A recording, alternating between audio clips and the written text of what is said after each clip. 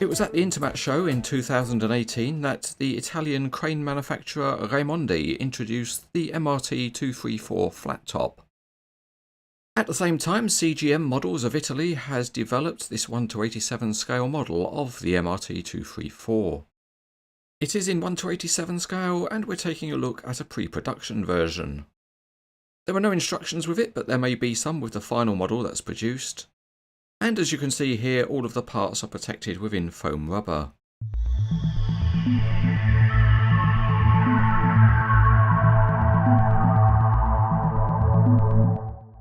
To start the assembly, much of the model is already made up in the box. But the first tower section needs some weight at the bottom, so we add some counterweight slabs. The first two get clipped in place and they provide the support for the next 4 blocks that go on top. These get put in and they lock in the tabs that are sticking up from the plates underneath. Once you've got all the ballast loaded at the bottom, it gives the tower some stability. At this point, there is one thing to note about this model, and that's that it is not die-cast metal. It's all made of engineered plastic except the metal that's used as weight in the counterweight blocks. Out of the box, the tower comes in 2 pieces and you make the connection by using small screws. Helpfully, a tiny screwdriver is included with the model. These connections are good and they can be made nice and tight, so they give confidence when the model is assembled that it's not going to fall down. The other main assembly out of the box is a pair of jib sections, and the first thing to do is to clip those together with the interlocking connection at the top. You then secure it with the tiny screws and using the tiny screwdriver. 1 screw goes in the top, and for additional security there are 2 screws which go in the bottom of the jib. Once you've made that connection, you've got a nice strong join and the jib is nice and straight. To fix the jib to the mast top, we need a giant hand crane, and we'll prepare it by inserting the screws at the top before we bring in the jib. And in that way we can do the job with only 1 pair of giant hand cranes. Because once the jib is in place, it's easy to tighten up the screws we've already inserted. To provide additional security, there are also 2 screws which go in underneath, and these are a little bit more tricky to install, but it's worth doing just to make sure everything is secure. Now to bring everything into balance, we can add the counterweight at the back of the counter jib, and that's a single piece which just slots in place. The last thing we need to do is to reeve the crane, so we need to take some rope off the winch drum, and that was a bit of a tangle on the review model. A small plastic key is provided to operate the drum, and you have to feed the rope through the jib to the jib end, and then back through the trolley and hook to the cab end, where there is no specific tying off point.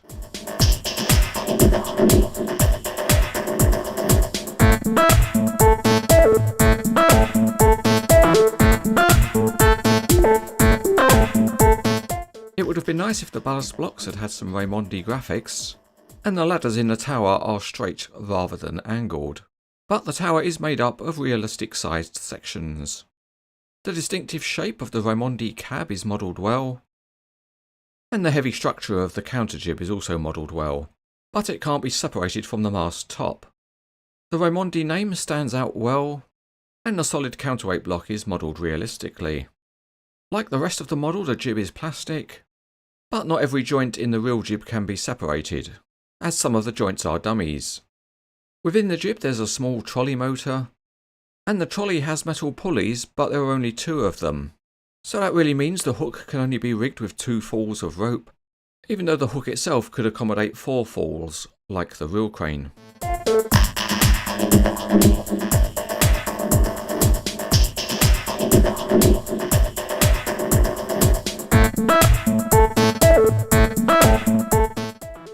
Let's now have a look at the functionality of the model, and as you would expect, the crane can be rotated. One thing you can see here is that the geometry of the jib is excellent.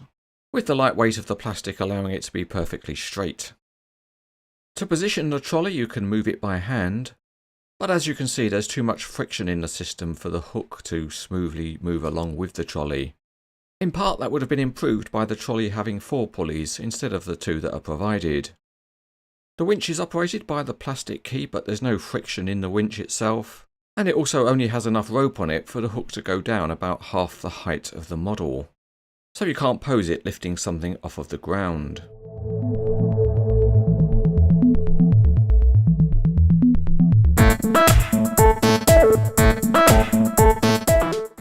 Tower crane models can be quite big, so let's get the tape out and see how big this one is.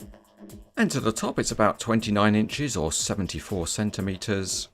And if we go from end to end, it's about 35 inches or 90 centimeters.